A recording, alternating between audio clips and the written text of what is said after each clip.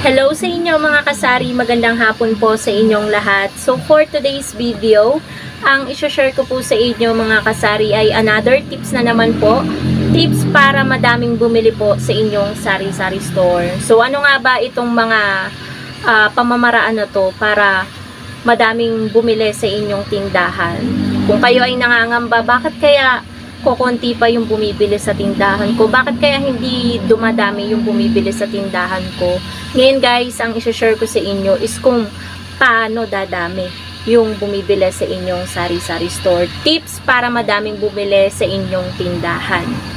Numero 1 na dyan mga kasari, dapat maganda yung arrangement, yung pagkaka-display ng inyong mga paninda. Yung walang tapon kumbaga, lahat nakikita ni customer. Mamaya magbibigay ako sa inyo mga kasari ng example. Papakita ko sa inyo yung aking sari-sari store. Ayan, papakita ko na sa inyo ngayon guys. Maglalagay ako ng maikling video dito.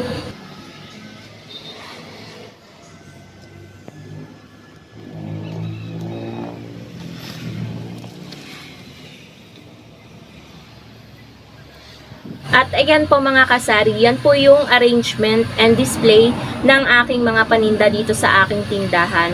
At yun mga kasari, sa tingin ko kung bakit dumadami yung bumibili dito sa aking tindahan, dahil kaaya-ayang tingnan. Maraming nagsasabi guys, kahit maliit yung aking tindahan, napakaganda daw ng arrangement. At take note mga kasari, hindi lang matanda ang nakakapansin nito, pati na rin mga kabataan. Hindi talaga mawala sa isip ko, pero wala na dito yung bata na yon. Sabi niya, ang ganda daw ng arrangement ng aking mga paninda. And natutuwa naman ako guys. Syempre, compliment yun sa atin, diba? Tayo yung nag-a-arrange at nagdi-display ng ating mga paninda. Nakikita niya, nakasalansan daw yung mga delata, tapos yung mga kape, magkakasama. And napakaganda daw kasing tingnan na kahit maganda yung pagkaka-display and then malinis din po yung tindahan. Malaking plus factor talaga yon, plus point kapag yung tindahan mo ay malinis at maganda yung pagkaka-arrange at pagkaka-display ng mga paninda. And second naman po mga kasari, sa tingin ko bakit madaming bumibili sa tindahan ko at pwede nyo na rin i-apply is dapat hindi mawalan ng tindera sa loob ng tindahan. Alam niyo yun, yung hindi natatawag ng tatawag si customer. Pabili po, asan kaya yung tindera dito? Kasi guys, minsan kapag kailangan ko ng, kunwari, kailangan ko ng kalamansi, pupunta ako sa ibang tindahan. Nagmamadali ako niyan, bibili lang ako ng 4 na peraso, 5 peraso. Sa isang tindahan na pinupuntahan ko, talagang walang bantay. Nagmamadali ako, naghihintay si customer. At yun guys, yung pinaka nakakainis sa isang customer, yung mag-aantay sila ng sobrang tagal. Kasi nga, yung iba talaga, nagmamadali. And yung iba naman, nakakapagpasensya naman, nakakapag-antay sila. Pero may konting inis na din yun. Alam ko yun mga kasari kasi naranasan ko ding maging customer. Kaya yun po yung wag nating gagawin sa ating mga customer. Dapat po parating may bantay ang ating tindahan. Kung aalis man po tayo saglit, dapat meron tayong kapalit para hindi naiinip at nag-aantay yung ating mga customer. Yun guys yung pangalawa na tips kaya madaming bumibili dito sa aking tindahan. May mga nakakapansin nga kahit nga daw nasa looban yung aking tindahan, hindi siya sa tabing kalsada. Tingin ng taong to, yung nagsabi sa akin guys, mas mabenta pa rin yung tindahan ko kaysa dun sa isang kino-compare niya. So, hindi ko na sasabihin kung kaninong tindahan ba yun. Wait lang po mga kasari.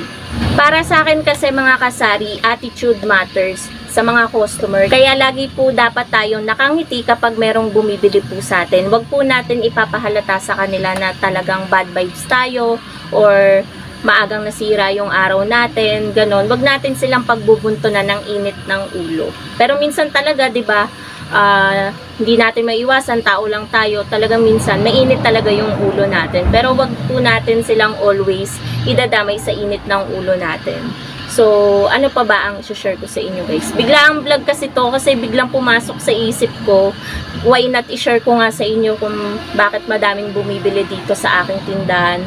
Siguro, isa na rin mga kasari na hindi ako laging nauubusan ng stocks. Alam niyo yun. Kapag meron kasing ubos na dito mga kasari, hindi ako mapakali eh. Talagang inuutusan ko agad si partner para mamili, ganyan. Di ba nga, meron na kaming katuwang dito na motor yan. Mabilis ko na siyang mautusan.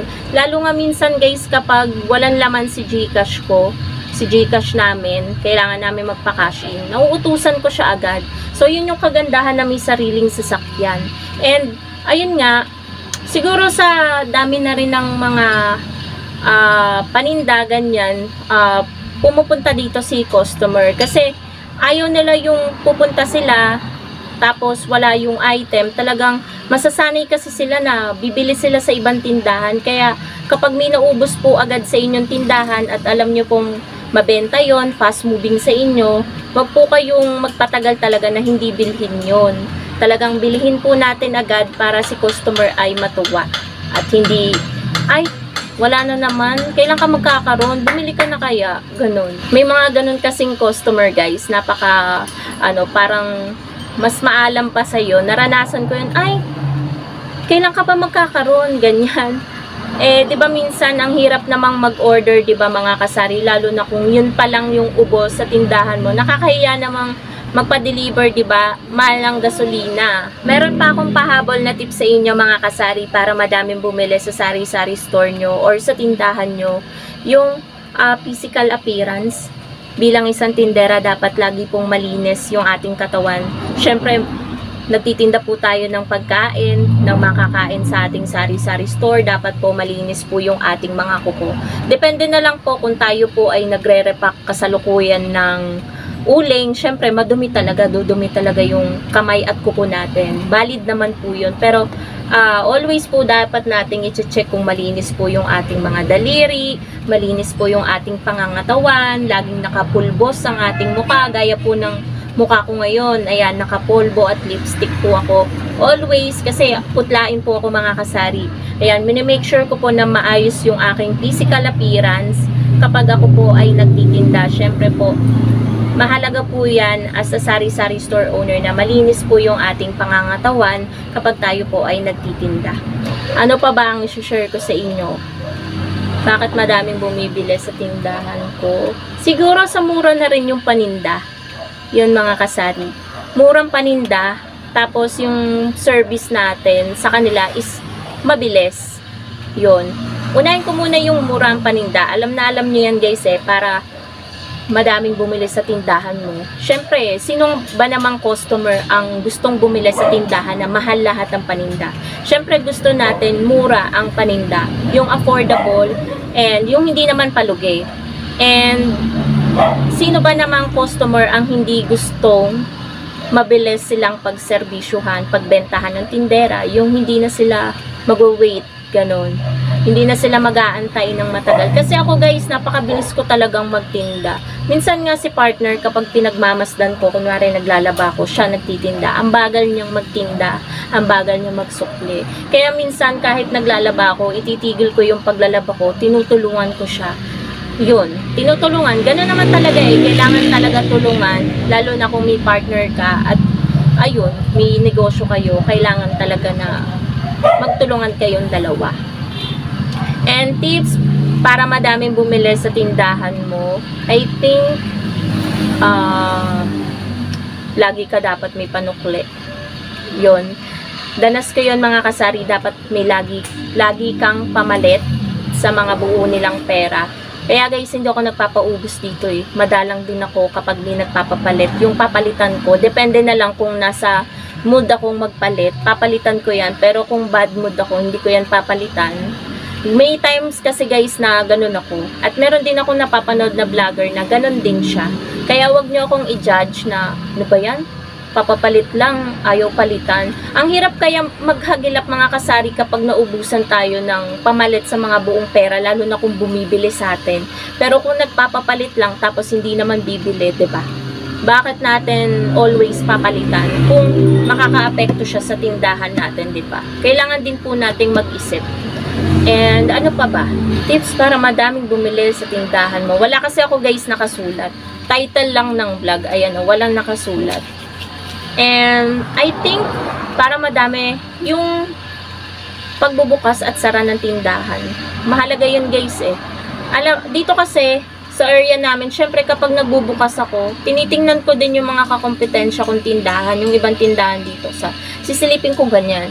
Tapos pag nakita ko, ay, hindi pa sila bukas. So, ako yung pinaka-unang na napupuntahan ng mga customer na maagang bumili. Like kapag may sabong, tulad ng nakaraan, tuwan-tuwa ako mga kasari dahil merong bumili sa akin ng, mahal kasi sa sabungan ng Marlboro 400 ang isang kaha. Dito, 180 lang yung bentahan ko. Merong bumili ng 2 kaha, tapos kalahating kaha ng Mighty Green. 'Di ba?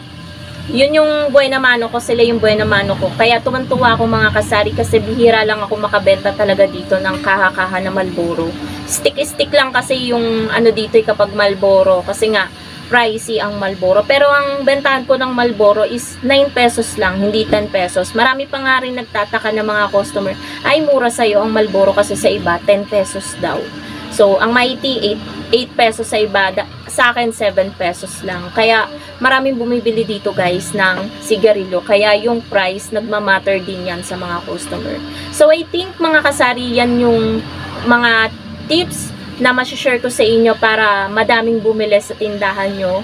And marami na din naman mga tindera ang gumagawa niyan. Pero kung merong 1, 2 na bago akong nabanggit, so itry nyo po sa inyong sari-sari store and talagang effective po yan yung mga sineshare ko sa inyo dahil yung mga sineshare ko sa inyong tips mga kasari ay based on my experience.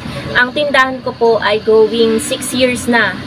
Road to 6 years na mga kasari, this coming October 2024 katapusan. So magsi 6 years na po yung ating tindahan. Ang bilis ng panahon, parang kaka-start lang natin, parang fresh na fresh pa yung ating tindahan. And ang daming naging improvement. So ayun mga kasari, sana nagustuhan niyo yung tips na na-share ko. Tips para madaming bumili sa inyong tindahan. Thank you so much for watching mga kasari and happy selling po sa inyong lahat. Bye guys!